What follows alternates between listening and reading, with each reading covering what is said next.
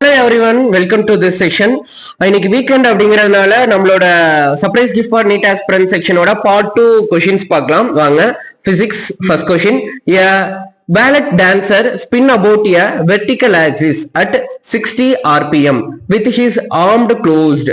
Now he stretched his arms such that moment of inertia increased by 50%. The new speed of revolution is என்னன்னு கேட்டிருக்காங்க. Options are 80 rpm, 40 rpm, 90 rpm, 30 rpm.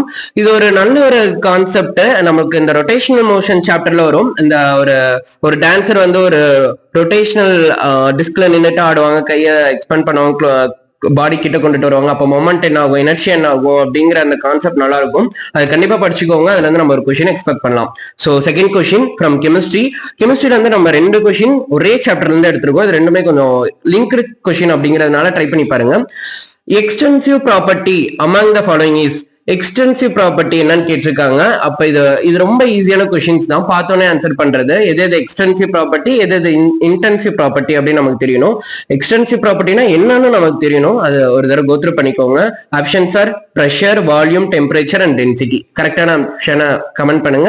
And question number 2ல B session என்ன பண்ணா, which of the following is not a state function. நமக்கு state function ஒரு category இருக்காங்க, path function ஒரு category இருக்காங்க.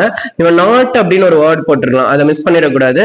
So 4 options are H, U, W, H, T, S. So Hனா நமக்கு என்னன்னு தெரியணும், U, Wனா நமக்கு என்னன்னு தெரியணும், அதுல எது நாட் ஏ ஸ்டேட் ஃபங்க்ஷன் அப்படின்னு தெரியணும். So this 2 are from chemistry. And go for botany.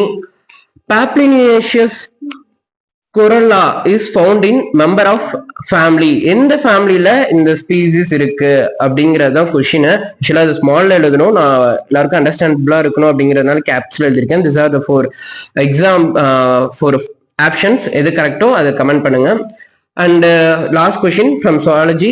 Choose the odd one from the option given below with respect to excretory structure present in the given animals. So கொடுத்திருக்க 4 ஆப்ஷன்ஸ்ல excretory ஸ்ட்ரக்சர்ஸ்ல எது டிஃபரெண்டா இருக்கு அப்படின்னு கேட்டிருக்காங்க. Okay, இதுல எது கரெக்டான ஆப்ஷனோ comment பண்ணுங்க. All the best, எல்லாருமே நல்லா பண்ணுங்க. பை.